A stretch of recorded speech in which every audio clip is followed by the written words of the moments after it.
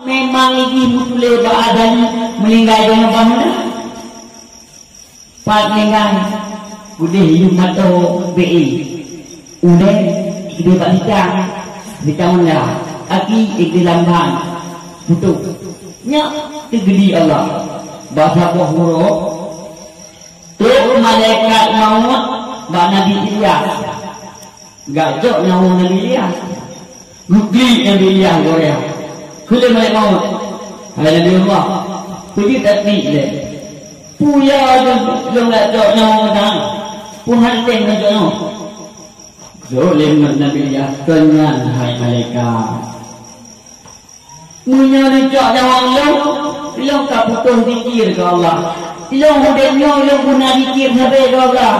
Sehingga hati ilang mengingat ubena penduduk iaitu masyarakat lo.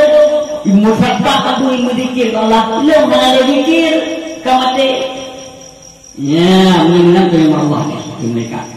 Ya Allah hanya kalau membangun hati mati dalam zikir. Oh, mengingat kaku becoknya.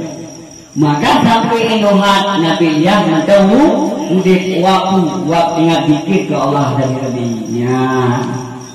Hidup manusia memang hidup manusia memang melarat. Semata yang terima hidupnya dengan apa adanya, Allah Ta'ala meninggikan derajatnya. Allah Ta'ala meninggikan yaitu sabarnya, syukur nikmat Allah yang berwujud. Mandungna berbeda. Tanyo kaya kadang hanau di sana. Tanyo gasim kadang senang. Allah Ta'ala diberi sesuatu menurut pemakaian kehidupan hati roh. Itu hatinya masing-masing. Tanyo orangnya memang berani, tapi Allah sangat sayang pada katanya. Manusia hidup dalam dunia penuh boleh dengan perbaiki kemandung. Hidup dalam dunia di Allah Subhanahu Wa Taala Maha Kuasa. Dan hidup dalam dunia hanya tiga apa? Hanya berdebat tentang Allah. Nasir orang muda, kau tiga apa? Ini manureh apa kau boleh? Ya yang apa?